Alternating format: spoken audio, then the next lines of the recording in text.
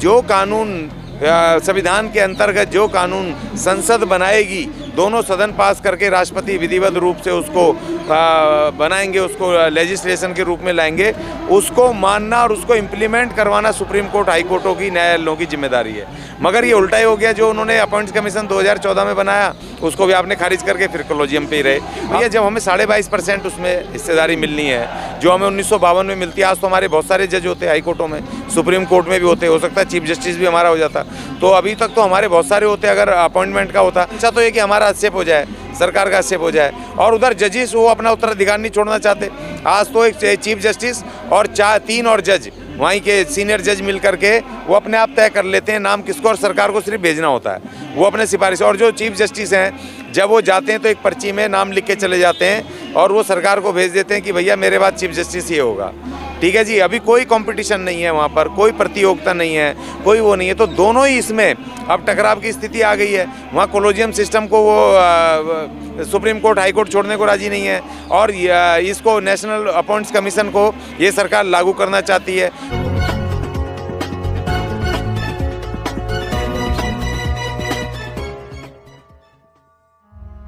दोस्तों नमस्कार, मैं विकास, आप देख रहे हैं जस्ट टिप इंडिया। एक बार फिर से अशोक अज्ञानी जी मेरे साथ मौजूद हैं और आज चर्चा का विषय है कॉलेजियम सिस्टम।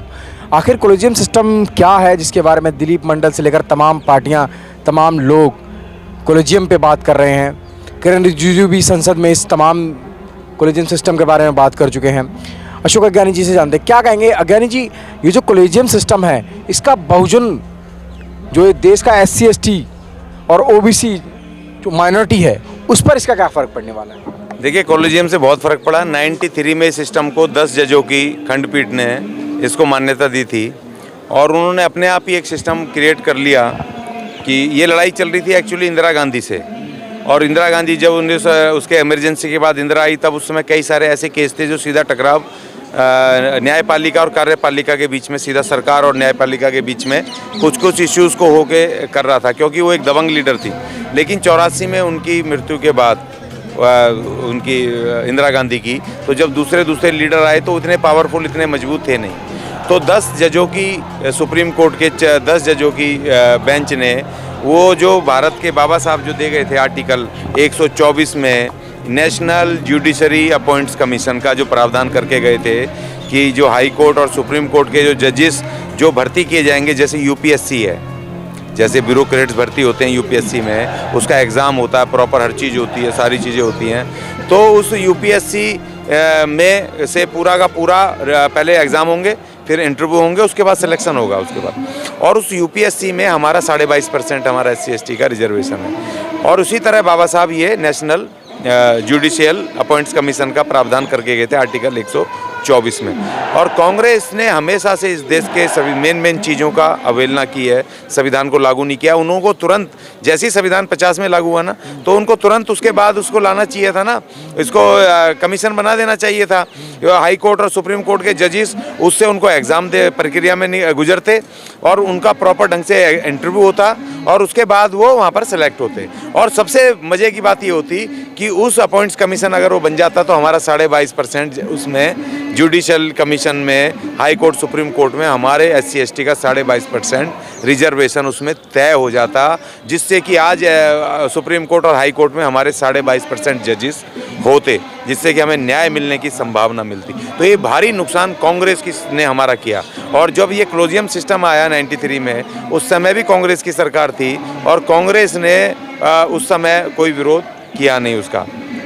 उस समय मोर्चा सरकार, हाँ 93 में वो नरसिम्हा राव की सरकार थी, उन्होंने इसका कोई विरोध, क्यों कमज़ोर सरकार थी, उसने उसका विरोध नहीं किया। और जजों ने अपना कॉलेजियम सिस्टम, मतलब उत्तराधिकार, कि जो जज जाएगा वो अपनी सिफारिश, जैसे 4 जज, एक चीफ जस्टिस और 3 जज और होकर के हाई कोर्ट के, वो सिफारिश करेंगे किसको भर्ती करना है, नीचे से अपने आप ही तय कर लेंगे और उसको सरकार को भेज देंगे, भाई हमने तय कर लिया, इनको आप अपॉइंट कर लो, इनको अपॉइंटमेंट लेटर दे दो, बस सरकार का कोई दखल नहीं उसमें, जो रिजिजू जी ने कल कहा। और देखिए, सबसे बड़ी बात ये कि 2014 में नेशनल, ये फिर दोबारा से अमेंड किया, संविधान अमेंड करके आर्टिकल 124 में, उस समय की सरकार ने, जो 2014 में नई सरकार चुनी गई थी, इन्होंने ये नेशनल अपॉइंट्स कमीशन को दोबारा से कानून बनाया है ना संविधान के तहत, लेकिन 2015 में बताओ सुप्रीम कोर्ट ने संसद द्वारा पारित प्रस्ताव को उन्होंने उसको रिजेक्ट कर दिया। ये बड़ी अजीब बात है भाई जो भारत के संविधान से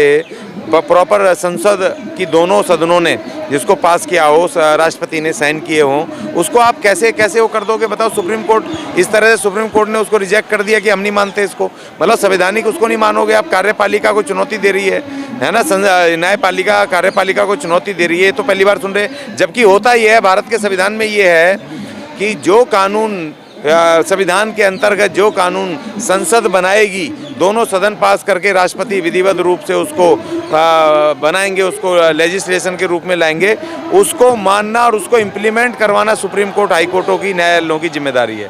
मगर ये उल्टा ही हो गया। जो उन्होंने अपॉइंट्स कमीशन 2014 में बनाया उसको भी आपने खारिज करके फिर कॉलेजियम पे ही रहे। अब ये बहस ये चल रही है कि भैया, और ये जो सरकार है अभी मोदी सरकार, ये उसके नेशनल अपॉइंट कमीशन के फेवर में है, ये कॉलेजियम सिस्टम के विरुद्ध है, ठीक है ना। तो हम तो ये कहेंगे कि भैया जब हमें 22.5% उसमें हिस्सेदारी मिलनी है, जो हमें 1952 में मिलती है, आज तो हमारे बहुत सारे जज होते हैं हाई कोर्टों में, सुप्रीम कोर्ट में भी होते, हो सकता है चीफ जस्टिस भी हमारा हो जाता, तो अभी तक तो हमारे बहुत सारे होते। अगर अपॉइंटमेंट का होता, प्रॉपर एग्जाम होने चाहिए, वो कमीशन हो, वैकेंसीज निकले, अप्लाई करवाए और वहाँ वो एग्जाम्स हों, उनके इंटरव्यूज़ हों, इंटरव्यू फेस करें, उसके बाद वो वहाँ पर अपॉइंट हों, तो वो बढ़िया वो है ना। सरकार और सुप्रीम कोर्ट में अभी ये सरकार और कोर्ट के बीच में मामला क्या चल रहा है? आखिर दोनों एक दूसरे के विरोध में क्यों है? देखिए, सरकार ये समझ रही है कि अपॉइंट्स कमीशन ला करके ये अपना हस्तक्षेप उसमें पेश कर देंगे अपने जजेस वगैरह में, मगर वो बहुत कम होता है, बहुत थोड़े लेवल पे होता है, वो ज़्यादा होता नहीं है, ठीक है। सरकार की ये है, सरकार की मंशा तो ये कि हमारा हस्तक्षेप हो जाए, सरकार का हस्तक्षेप हो जाए, और उधर जजेस वो अपना उत्तराधिकार नहीं छोड़ना चाहते। आज तो एक चीफ जस्टिस और 3 और जज, वहीं के सीनियर जज मिल करके वो अपने आप तय कर लेते हैं नाम किसको, और सरकार को सिर्फ भेजना होता है वो अपने सिफारिश। और जो चीफ जस्टिस हैं, जब वो जाते हैं तो एक पर्ची में नाम लिख के चले जाते हैं और वो सरकार को भेज देते हैं कि भैया मेरे बाद चीफ जस्टिस ये होगा, ठीक है जी। अभी कोई कंपटीशन नहीं है वहाँ पर, कोई प्रतियोगिता नहीं है, कोई वो नहीं है, तो दोनों ही इसमें अब टकराव की स्थिति आ गई है। वहाँ कॉलेजियम सिस्टम को वो सुप्रीम कोर्ट, हाई कोर्ट छोड़ने को राजी नहीं है, और इसको नेशनल अपॉइंट्स कमीशन को ये सरकार लागू करना चाहती है। तो इसलिए मेरा अपना इंटरेस्ट क्या है? मेरा अपना इंटरेस्ट है भारत का संविधान, और भारत के संविधान के तहत चाहे किसी भी दुर्भावना से भले ही ये सरकार वो नेशनल अपॉइंट्स कमीशन को गठित करना चाहती है, तो मैं तो इस सरकार के फेवर में हूँ भाई, मैं इसके फेवर में, क्योंकि मुझे पता है कि जैसे ही ये इम्प्लीमेंट हुआ, लागू हुआ, वैसे ही 22.5% मेरे जज भी बनने शुरू हो जाएंगे SC ST के। तो मेरा अपना हित है, तो मैं इसके लिए मैं सरकार के साथ हूँ इस मामले में। जो रिजू जी ने परसों कहा है, मैं उनका समर्थन करता हूँ। और भैया आप करो, वह आर्टिकल 124 में बनाओ, नेशनल जुडिशियल अपॉइंट कमीशन का गठन करो, हम आपके साथ हैं।